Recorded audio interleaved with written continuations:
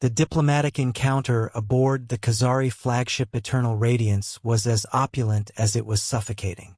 Captain Zara Blackwood, Commander Marcus Wong, and Lieutenant Rodriguez stepped into a chamber that seemed designed to overwhelm and intimidate.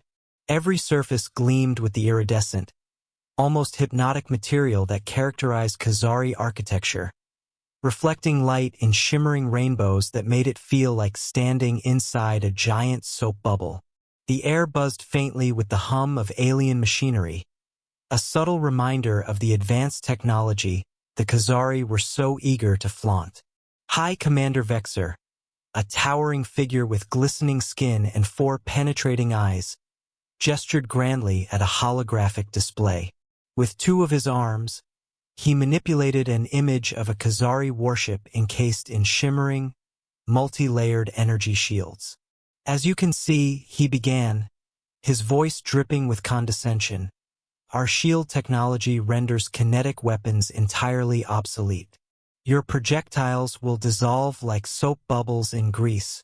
Dissolve them? Blackwood asked, her tone deliberately flat as she echoed his words. Like soap on grease? Vexer's sharp-toothed grin spread wider. A crude analogy, but essentially correct. Wong kept his face carefully neutral, though Blackwood caught the faintest twitch of amusement in his expression. Behind them, Rodriguez was ostensibly taking notes on a data pad, but Blackwood knew better. She'd seen the familiar glow of a Tetris game reflected in the corner of the screen. Rodriguez didn't even bother looking up as she muttered under her breath. Fascinating. The High Commander's explanation droned on, extolling the virtues of Kazari shields and energy weapons. Every boast, every thinly veiled insult, was a calculated attempt to assert dominance. But Blackwood and her crew, well-versed in the game of galactic posturing, let him talk. They didn't need to argue. They already knew the truth. The Kazari, like most advanced civilizations in the galaxy, had followed a single technological path: energy-based weapons and defenses. To them, progress meant perfecting one system and discarding all others. Shields designed to counter energy blasts, phased plasma cannons, and photonic targeting arrays were all optimized to combat similar technologies. But this tunnel vision had left a critical blind spot. Humanity, on the other hand, had taken a different approach. While they had developed energy weapons and shields centuries ago, they had also discovered their glaring weaknesses. During early experiments, human scientists realized that the faster and more efficient an energy shield became at deflecting energy-based attacks, the worse it performed against high-velocity physical projectiles. It was like trying to block a bullet with a flashlight beam. Rather than abandoning kinetic weapons, humanity perfected them, quietly, without fanfare, and without broadcasting their capabilities to the galaxy. As Vexer waxed poetic about the superiority of Kazari defenses, Blackwood shared a subtle glance with Wong. The message in her eyes was clear. They have no idea what's coming. Your species clearly requires guidance, Vexer declared, his 4 eyes narrowing as he gestured to the hologram. The Kazari Empire graciously offers protection. Naturally, this includes the integration of your military under our control. For your own safety, of course. Blackwood's lips curled into a tight smile. Because nothing says, we come in peace, like demanding control of someone else's military. Vexer's tone turned sharper, his patience wearing thin. This is not a negotiation. Your weapons are centuries behind ours.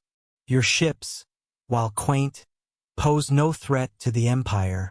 Rodriguez, without looking up, deadpanned, like that shield system with the standard oscillating frequency matrix. The room fell silent.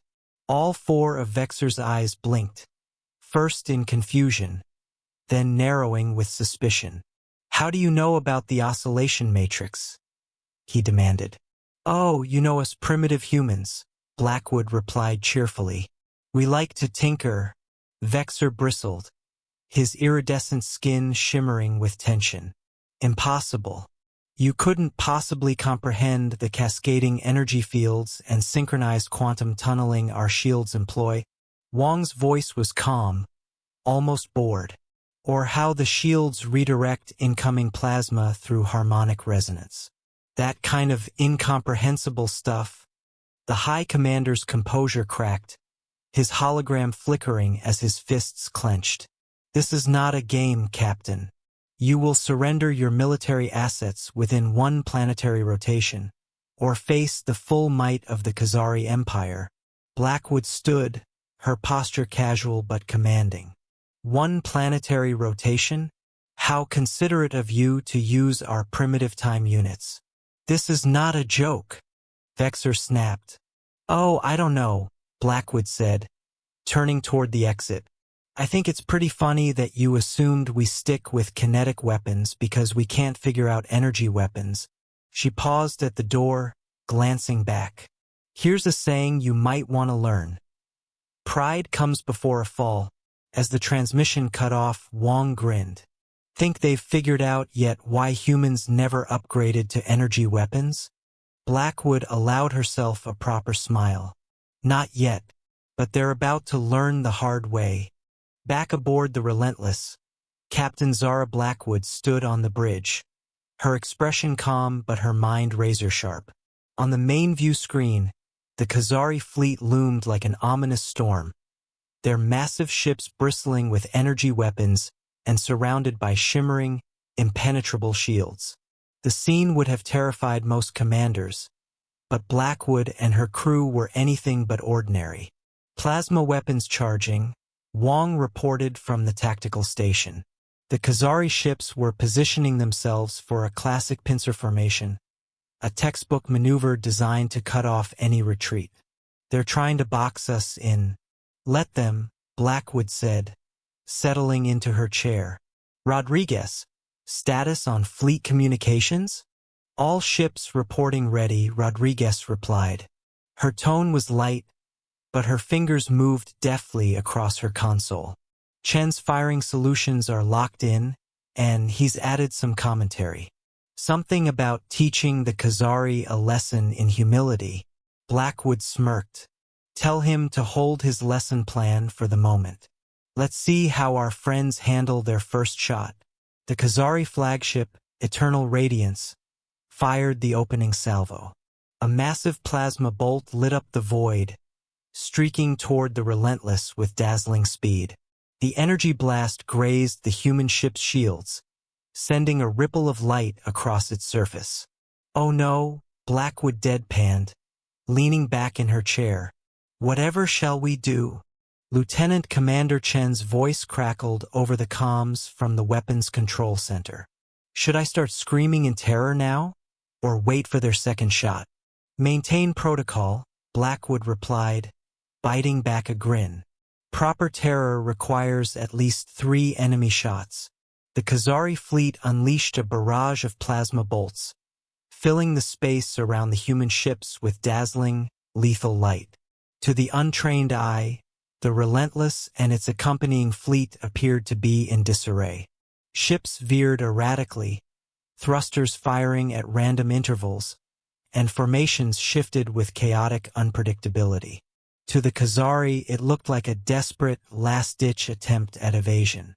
Are we confusing them yet? Blackwood asked, glancing at Wong. They're hesitating, Wong replied, watching his tactical display. I think they're trying to figure out if we're drunk or just incompetent. Good, Blackwood said, her smile widening. Let's keep it that way. What the Kazari didn't realize was that every movement of the human fleet had been meticulously planned. Chen's chaotic maneuvers were calculated to position the ships for maximum effectiveness, creating firing solutions that would exploit the precise weaknesses of the Kazari shields. To the enemy, it looked like chaos. In reality, it was a deadly trap. Another plasma bolt streaked past the Relentless, missing by a mile. Wong raised an eyebrow. Their targeting systems must be really struggling with our evasive patterns. Or maybe they're not used to fighting someone who doesn't play by their rules, Blackwood replied. Either way, Their overconfidence is doing half our job for us. The human fleet's response began quietly. No dramatic energy buildups, no flashy light shows. Instead, the rail guns on each ship hummed to life, their capacitors charging silently. Hundreds of tungsten rounds, each crafted to perfection, were loaded into the barrels. These were no ordinary projectiles. They were designed for one purpose: to punch through shields and armor with brutal efficiency. Rail guns at full charge, Chun reported. His voice carried a hint of excitement, like a kid on Christmas morning. Thompson in gunnery wants to know if he can start keeping score. Tell him to wait, Blackwood said. She sat forward in her chair, her gaze fixed on the screen. Let's make sure they've committed to their positions. The Kazari ships adjusted their formation, their shields shimmering with power. Each vessel was surrounded by overlapping energy fields, creating a seemingly impenetrable barrier. It was a perfect defensive strategy against energy weapons. They're increasing power to their shields, Wong noted. Probably think they're being clever. Blackwood allowed herself a small, satisfied smile. Chun, are your gunners ready to remind them why we stick with kinetic weapons? Ready and eager, Captain, Chun replied. Thompson's even making airplane noises down here. Good.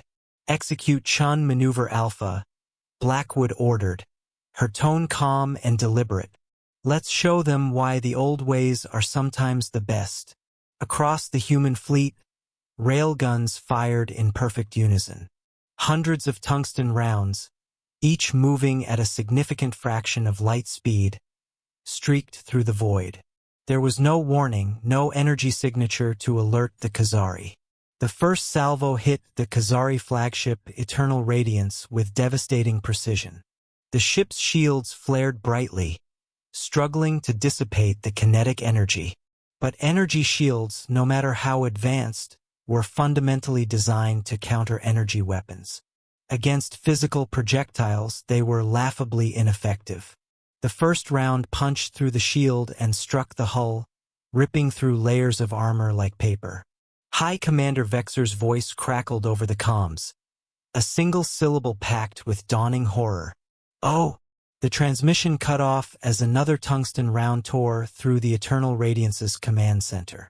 The flagship's shields collapsed entirely, leaving it vulnerable to the human fleet's second salvo. Within moments, the pride of the Kazari fleet was a burning hulk, drifting aimlessly. Status report, Blackwood called out. Wong was grinning as he reviewed the data. Their shields are trying to adapt to kinetic impacts, but it's too little, too late. They'd need a few decades of development to catch up. Or a time machine, Rodriguez added, her fingers dancing over her console. Their second battlecruiser just lost primary power. Looks like having a tungsten round pass through your reactor core is bad for system stability. Who knew? The Kazari fleet, once a picture of disciplined precision, was now in chaos. Ships veered wildly, attempting to escape the human fleet's relentless assault. But Chen's firing solutions had accounted for every possible maneuver. Each tungsten round found its target with deadly accuracy. The remaining Kazari ships began to broadcast desperate messages, their once condescending tone replaced with panic. Please cease fire. We miscalculated. Blackwood leaned back in her chair, her expression calm but her words cutting. Miscalculated? That's one way to put it. 5 of their 7 ships are neutralized, Wong reported. The remaining 2 have dropped their shields entirely. Probably the smartest decision they've made all day. Thompson's disappointed, Chun added. He was 2 hits away from beating Gunnery's score. Tell Thompson there'll be other opportunities, Blackwood said. Her eyes remained on the screen, watching as the 2 surviving Kazari ships limped away, their weapons silent. Something tells me this won't be the last time someone underestimates us. As the battle ended, The bridge of the relentless erupted in quiet cheers and satisfied grins. Humanity's primitive weapons had once again proven their worth. The Kazari's arrogance had cost them dearly, and the galaxy would soon learn an important lesson. Sometimes, the simplest solutions are the most effective. The bridge of the ESS Relentless was a flurry of activity as the final Kazari ship limped out of the system, its engines sputtering and shields abandoned. The remnants of the once mighty Kazari first contact fleet were a shadow of their former grandeur, reduced to drifting hulks and desperate retreat. Captain Zara Blackwood leaned back in her chair, exhaling deeply as a wave of satisfaction washed over her. "Well," Wong said, breaking the momentary silence, "I think we've given them something to write about in their next military manual." Blackwood smirked, folding her arms across her chest. "Assuming they even have manuals for dealing with primitive civilizations. Something tells me their authors are currently rethinking that chapter." Rodriguez, seated at her station, didn't bother hiding her grin. "Captain, incoming message from the remaining Kazari ships."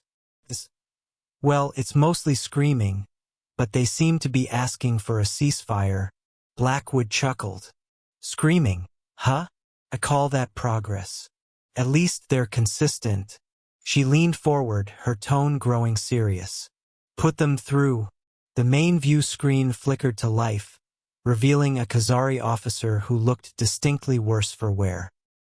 His once iridescent skin had dulled, and his 4 eyes, normally commanding and regal, were wide with a mix of fear and desperation. The damage to his flagship was evident in the background. Dim lighting, exposed wiring, and smoke curling along the edges of the frame. "The Kazari Empire," the officer began, his voice trembling. He paused, swallowed hard, and started again. "The Kazari Empire formally requests an immediate cessation of hostilities, and," Blackwood prompted, her expression neutral but her tone icy. "And," the officer hesitated, visibly pained by what he was about to say. "The Kazari Empire wishes to offer its sincerest apologies for any misconceptions regarding humanity's technological and military capabilities." Wong leaned toward Blackwood, his voice a low mutter. "Misconceptions? That's a creative way to describe getting their fleet dismantled." Blackwood waved him off, her gaze never leaving the screen. "Apology accepted," she said coolly, her tone carrying an undertone of amusement. "Here's what's going to happen. You're going to take your remaining ships, limp back to Kazari space, and let everyone know exactly why humans still use kinetic weapons. Make sure they understand this wasn't an accident." "Of course," the Kazari officer said quickly, nodding so hard it looked like his head might detach. "We will ensure that the entire empire is informed of humanity's unique capabilities." "Good," Blackwood said, leaning back. "One more thing. Next time you consider underestimating a species, remember this: pride comes before a fall." "Dismissed." The transmission ended, and the bridge was silent for a moment before Chen's voice crackled over the comms. "Does this mean the competition is over? Thompson's dying to know if he won." "Tell Thompson we'll tally the scores later," Blackwood replied with a smirk. "Something tells me he'll have plenty of chances to beat Gunnery's record in the future." The bridge erupted in quiet laughter as the crew began to relax. The tension of battle had dissipated, replaced by a sense of pride and camaraderie. Humanity had not only survived but triumphed in a way that would leave an indelible mark on the galaxy. The aftermath of the battle wasn't confined to the immediate sector. News of the Kazari Empire's defeat at the hands of a primitive human fleet spread across the galaxy like wildfire. Diplomatic channels were flooded with messages from other species, most of them a mix of bewilderment, respect, and thinly veiled panic. Rodriguez tapped at her console, skimming through the growing pile of diplomatic communiques. "Captain, you're going to love this." The Centurion Confederation just sent us a formal apology for calling our railguns quaint last year. They've also offered a cultural exchange program to better understand our innovative military strategies. Blackwood raised an eyebrow. Cultural exchange? Is that their way of saying they want to reverse engineer our tech? Probably, Rodriguez replied with a grin. Also, the Arcturus delegates, the ones who laughed at our missile systems, have requested a joint military exercise. Apparently, they want to explore the strategic advantages of hybrid warfare. Wong snorted. Amazing how fast primitive turns into innovative when you're picking up pieces of your fleet. Speaking of innovative, Rodriguez added, Earth Command just sent a priority message. They're finally authorizing the unveiling of Project Thunderbolt. Blackwood's interest peaked. The energy weapon platforms? I thought those were classified for another decade. Apparently, they've decided it's time to show the galaxy that we don't just use kinetic weapons because we can't figure out the alternatives. Chen's voice chimed in over the comms again. Thompson's disappointed. He was really enjoying everyone thinking we were the underdogs. Blackwood chuckled. Tell him not to worry. Something tells me there'll be more opportunities to surprise our galactic neighbors. Over the next 2 weeks, the Relentless and Earth Command were inundated with requests for technological exchange programs, military partnerships, and diplomatic overtures. Messages ranged from cautious inquiries to groveling apologies, all from species that had once dismissed humanity as irrelevant. One particularly amusing message came from the Proxima Alliance. Blackwood read it aloud to Wong in her ready room. The Proxima Alliance wishes to express its deepest respect for Earth's unique and highly effective approach to military technology. They've underlined unique 3 times and sent what I think is supposed to be a gift basket. Gift basket? Wong asked, peering at the accompanying image. Looks more like modern art. Maybe it's both, Blackwood quipped. Dual-purpose gifts seem to be the trend these days. Despite the flood of messages, Earth Command maintained its policy of selective transparency.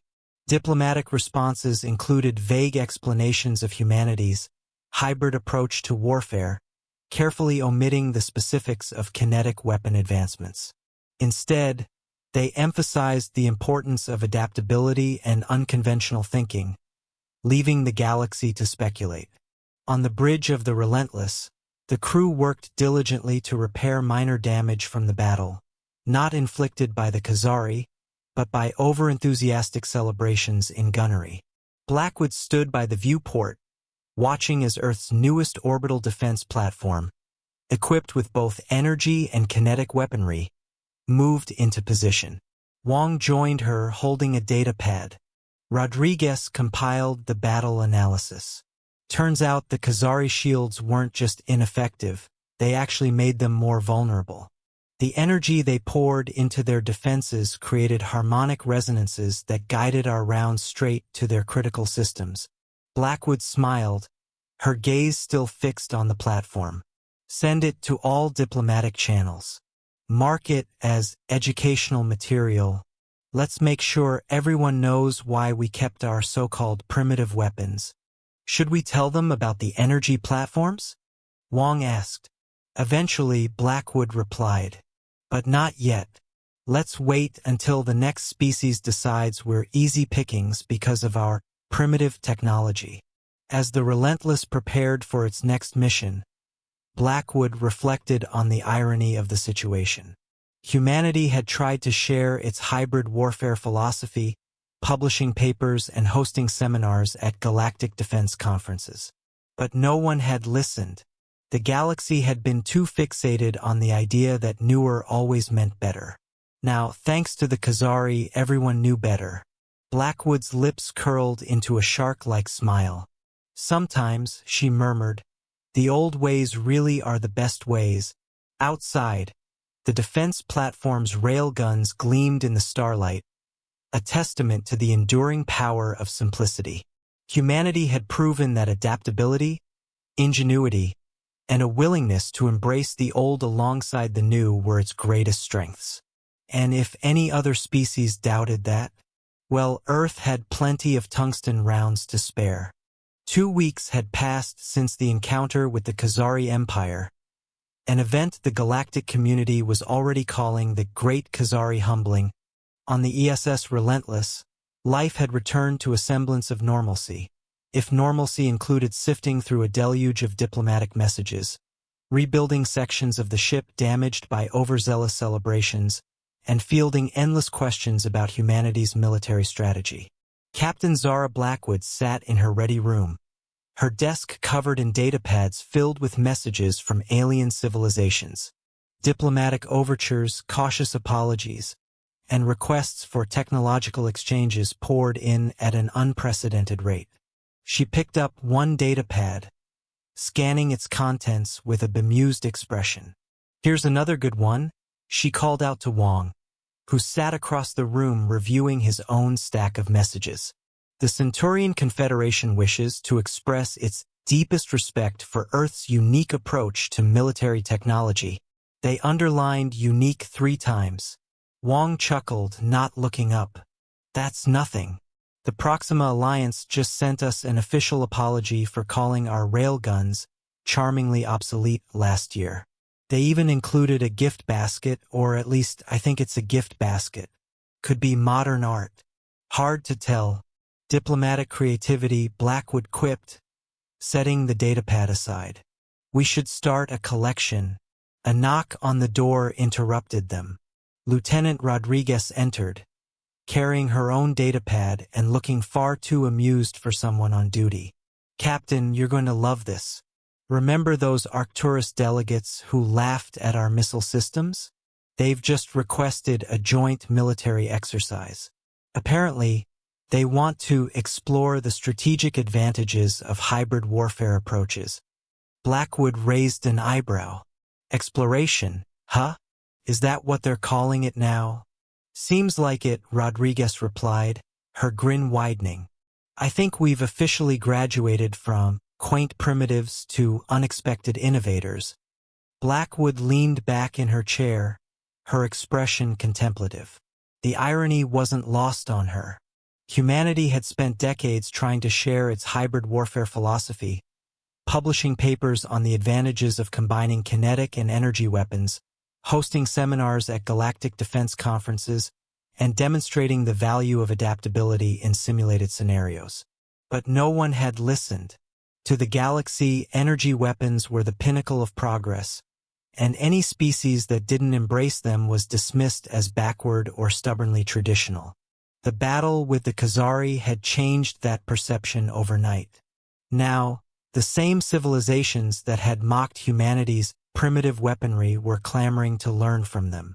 Earth Command had also taken note of the galactic shift in perception. Blackwood's personal terminal chimed with a priority message, and she opened it to find a directive from High Command. The subject line caught her attention immediately. "Authorization for Project Thunderbolt deployment." "Well, this is interesting," she murmured, scrolling through the details. "Command's finally letting us unveil the energy weapon platforms." Wong raised an eyebrow. "I thought those were classified for another decade." "Apparently, they've decided it's time to show the galaxy that we didn't stick with kinetic weapons because we couldn't figure out the alternatives," Blackwood replied.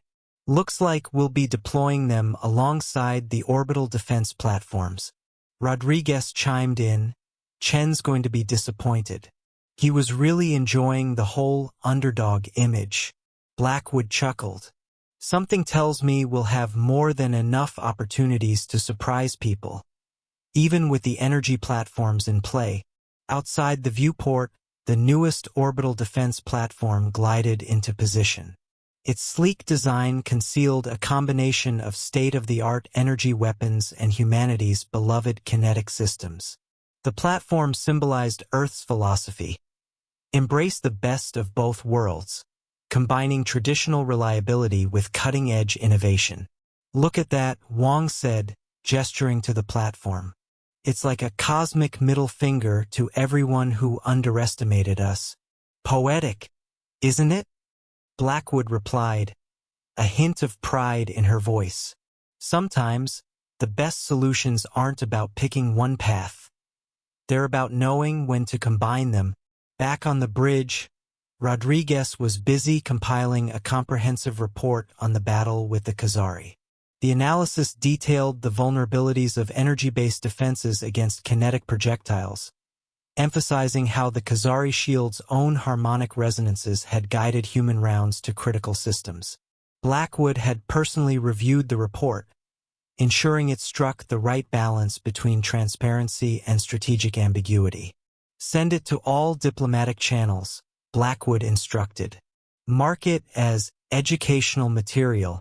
Let's make sure everyone knows why we kept our primitive weapons. Wong smirked. Should we include casualty figures from the Kazari encounter? Absolutely, Blackwood said, her grin sharp. Nothing drives a point home like hard numbers. Rodriguez tapped a few commands into her console, then glanced up. Message sent. I'm sure the Kazari will appreciate being turned into a case study. The fallout from the battle extended far beyond the Kazari Empire. Across the galaxy, militaries, researchers, and strategists were reevaluating their approaches. Species that had once dismissed kinetic weapons as relics of a bygone era were now exploring hybrid warfare strategies, eager to replicate humanity's success. The Centurion Confederation held an emergency summit to discuss potential vulnerabilities in current energy defense paradigms. The Proxima Alliance announced a massive funding initiative for kinetic weapon research, while the Arcturus delegation began talks with Earth Command about joint defense exercises. Even species previously uninvolved in galactic politics started reaching out, curious about the humans who had turned their perceived weakness into an overwhelming strength. As the Relentless prepared for its next mission, Blackwood stood by the bridge's viewport, gazing out at the stars. Repairs on the ship were nearly complete, though some sections still bore the scars of battle, or, more accurately, the results of Thompson's celebratory antics in gunnery. The damage hadn't come from the Kazari. They'd barely managed to scratch the paint. Wong joined her, holding a datapad filled with more messages from alien civilizations. 3 more empires just requested technological exchange programs. They're specifically asking about our primitive but highly effective defense systems. Send them the standard response package, Blackwood replied, her gaze still on the stars. The one that starts with, sometimes the old ways are the best ways, and ends with the casualty figures from the Kazari encounter. Wong chuckled. Think anyone else will try to test us? Human nature, alien nature. Someone always has to learn the hard way, Blackwood said with a shrug. But at least now, the galaxy knows better than to assume simplicity means weakness. Outside, the orbital defense platform's weapon systems ran through their calibration sequence. Its energy weapons gleamed with the promise of cutting-edge technology, but it was the railguns mounted alongside them that caught Blackwood's attention. There was something satisfying about their presence. Something reliable about a weapon that didn't care about shield harmonics or power fluctuations. Sometimes, Blackwood murmured, the simplest solutions really are the best. Wong nodded. And if anyone forgets, we've got plenty of tungsten rounds to remind them. Blackwood smiled. And now they know it. The story of humanity's encounter with the Kazari Empire serves as a multi-layered exploration of timeless themes, blending humor, strategy, and insight into a compelling narrative about the dangers of arrogance and the power of adaptability. At its core, the story underscores the pitfalls of overconfidence. The Kazari Empire, with their advanced energy weapons and impenetrable shields, epitomized a civilization blinded by its own sense of superiority. Their condescending approach to humanity, evident in High Commander Vexor's dismissive attitude, demonstrated how hubris can lead to critical blind spots. The Kazari's unwavering belief in the supremacy of their technology rendered them unable to consider alternatives. They dismissed humanity's kinetic weapons as relics without understanding the strategic choice behind their continued use. This arrogance ultimately became their downfall, as they were unprepared to face a threat that didn't align with their assumptions. The Kazari's collapse is a stark reminder that arrogance often leads to vulnerability, especially when it blinds you to innovation outside your comfort zone. Humanity's triumph was not just a result of superior tactics. It was a testament to the strength of adaptability and unconventional thinking.